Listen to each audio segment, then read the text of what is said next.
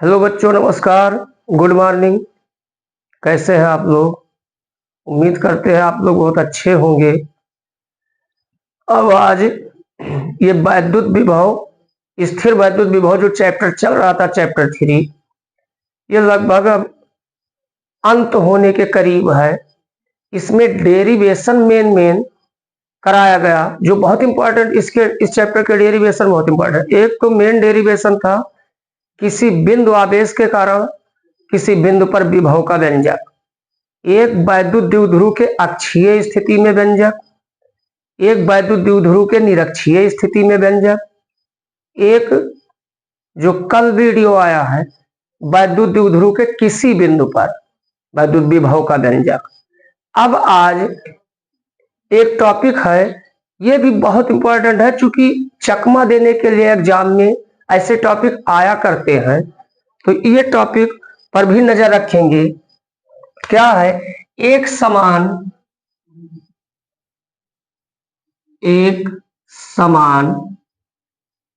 देखेंगे कहीं कहीं समरूप लिखा रहता है, तो एक समान कहे या समरूप कहे बात एक ही है। एक समान वैद्युत क्षेत्र, एक समान वैद्युत क्षेत्र,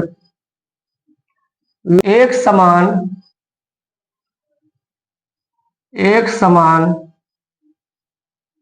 वैद्युत क्षेत्र, एक समान वैद्युत क्षेत्र में रखे, एक समान वैद्युत क्षेत्र में रखे वैद्युत द्विध्रुव को घुमाने में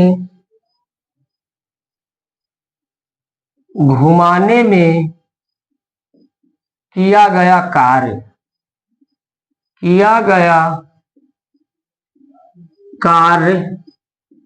का व्यंजक।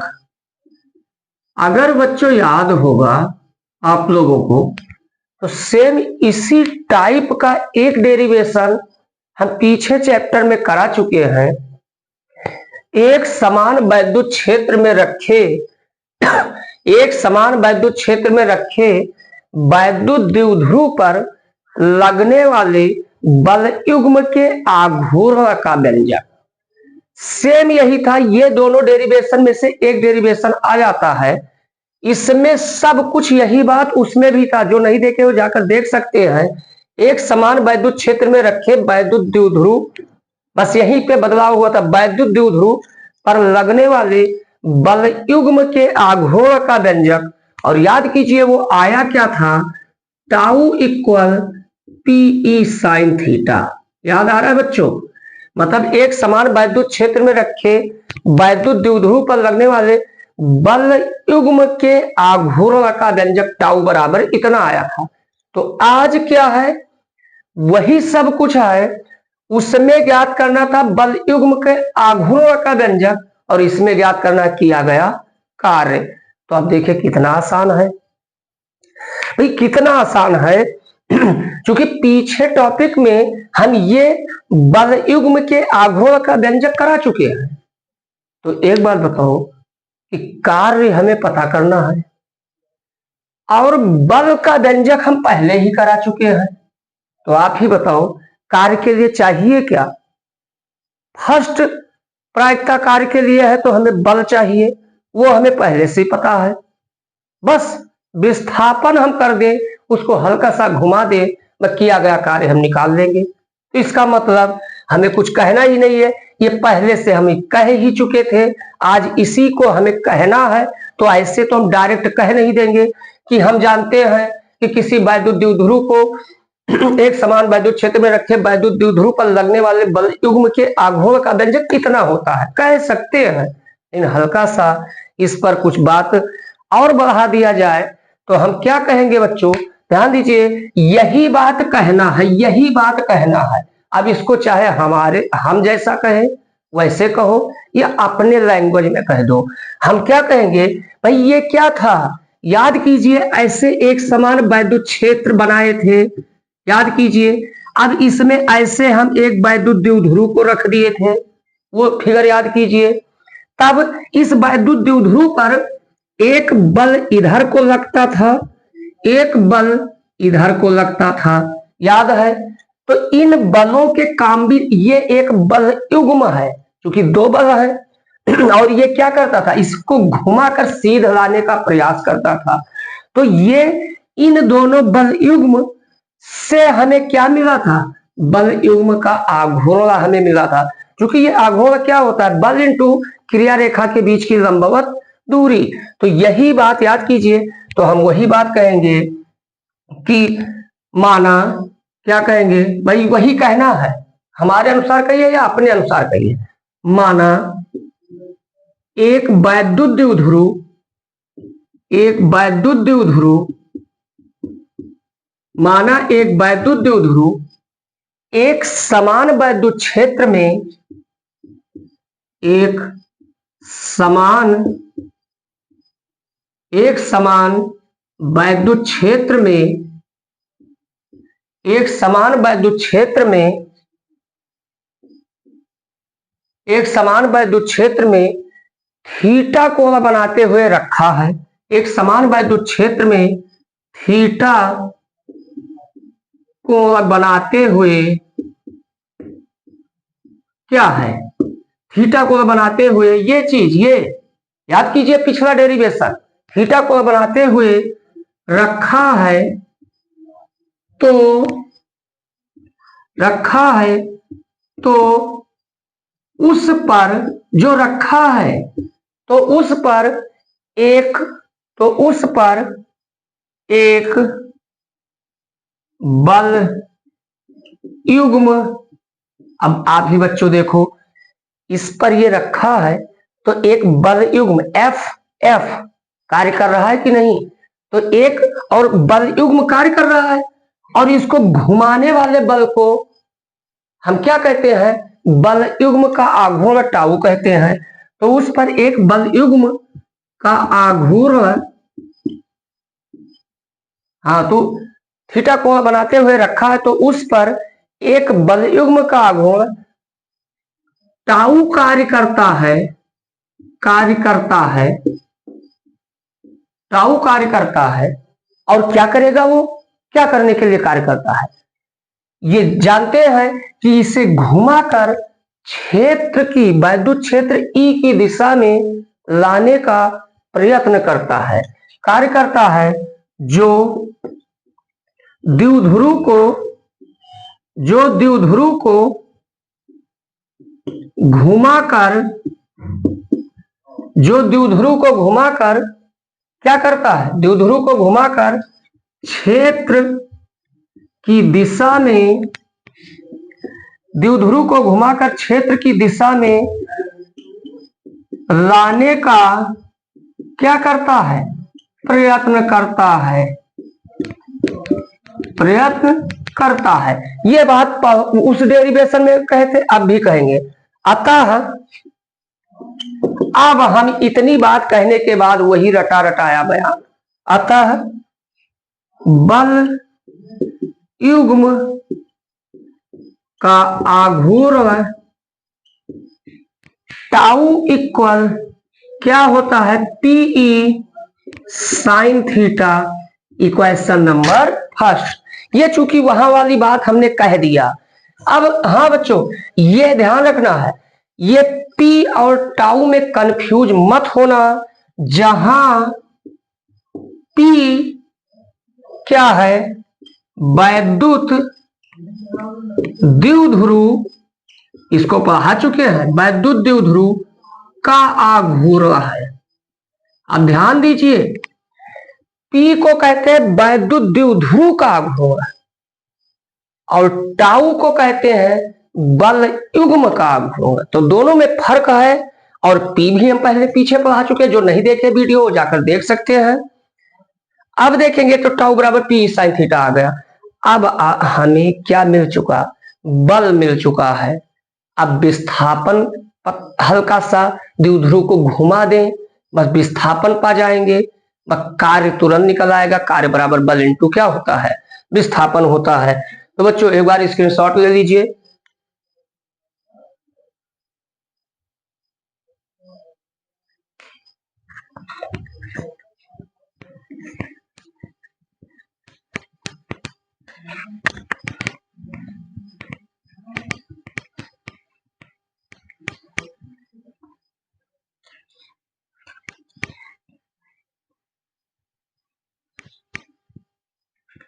अब देखिए यहां पर बल मिल चुका है।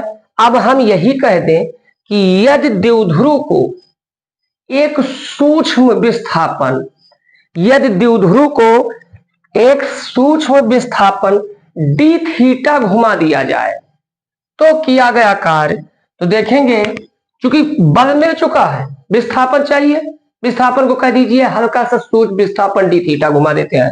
तो यदि द्विध्रुव को सूक्ष्म, यदि द्विध्रुव को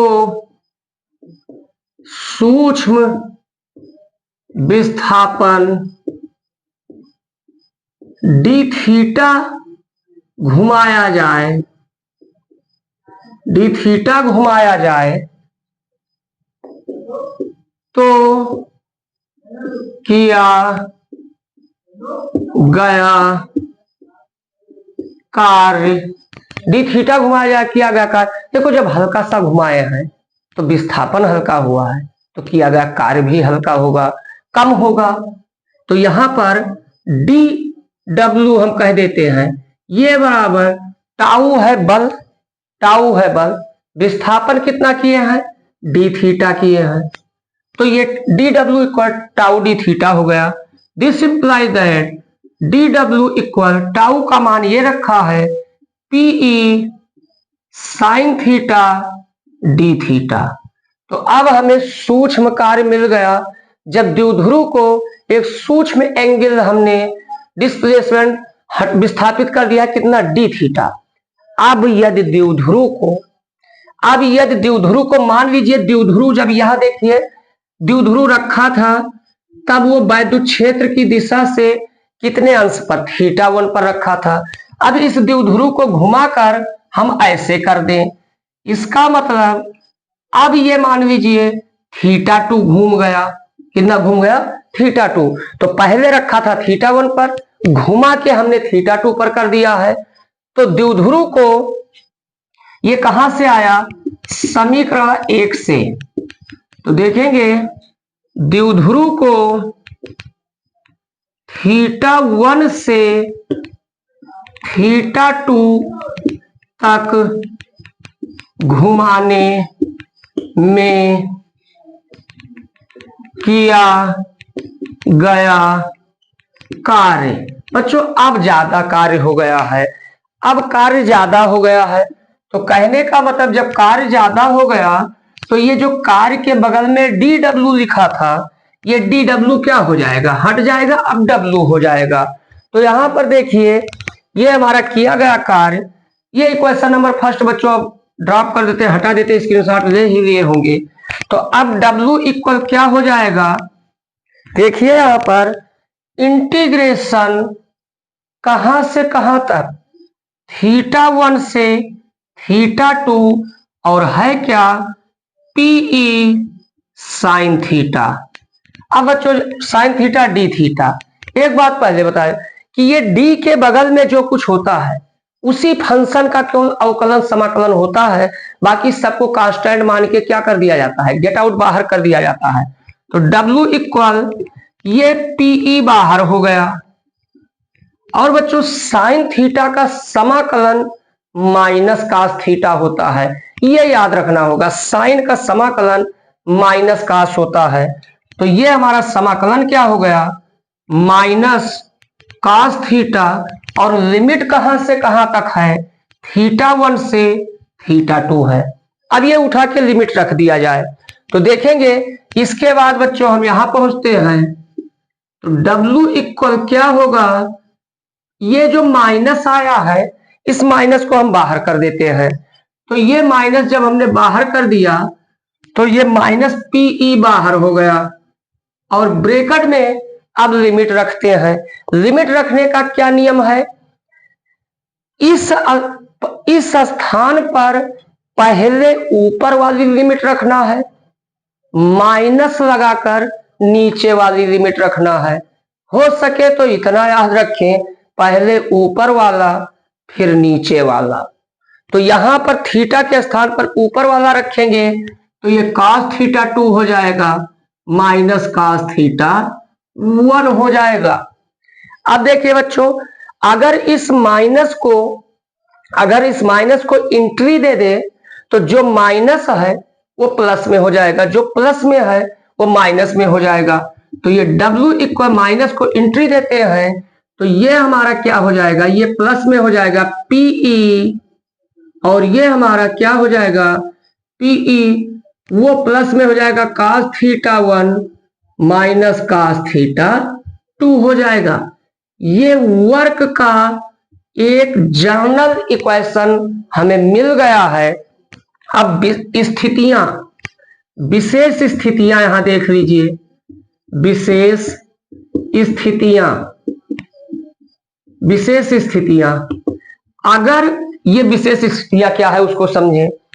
ये वैद्युत क्षेत्र ऐसे है, एक समान वैद्युत क्षेत्र। अब द्विध्रुव जो है वो हमने कहां से कहा, हमने माना है कि पहले वो थीटा 1 ऑलरेडी घूमा था क्षेत्र की दिशा से और थीटा 2 हमने घुमा दिया है। अब अगर द्विध्रुव ऐसे क्षेत्र की ही दिशा में रखा रहा हूं तो इसका मतलब थीटा 1 जो पहले घूमा था वो थीटा 1 क्या हो जाएगा, 0 डिग्री हो जाएगा। और हमने घुमा कितना दिया, मान लीजिए थीटा हमने घुमा दिया, तो इसका मतलब यही कहेंगे कि यदि द्विध्रुव को साम्य स्थित से, साम्य का मतलब उसके क्षेत्र में रखा हो, यदि द्विध्रुव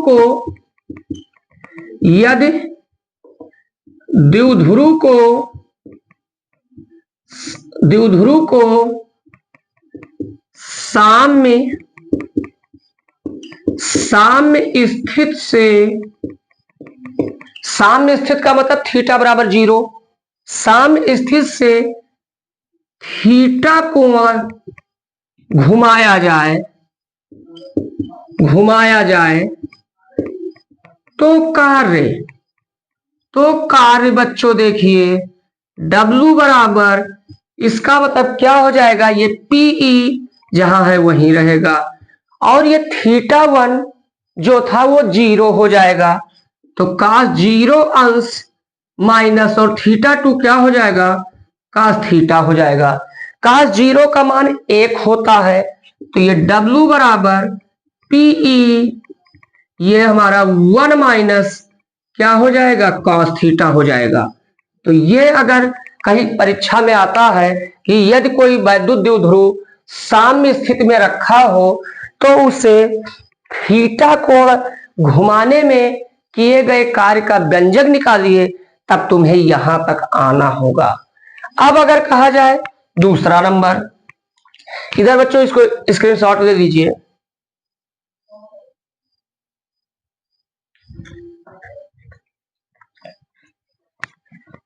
अब विशेष स्थितियां में यह होगा कि द्विध्रुव पहले से उसके क्षेत्र में ही रखा हो और उसे थीटा डिग्री रिमूव कर दिया गया तो किया गया कार्य निकल आया।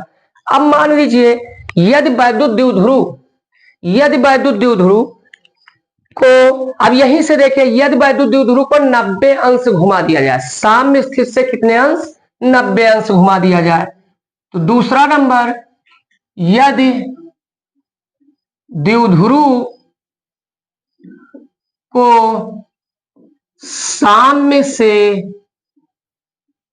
90 अंश घुमा दिया जाए, 90 अंश घुमाया जाए, तो साम्य से 90 अंश घुमाया जाए तो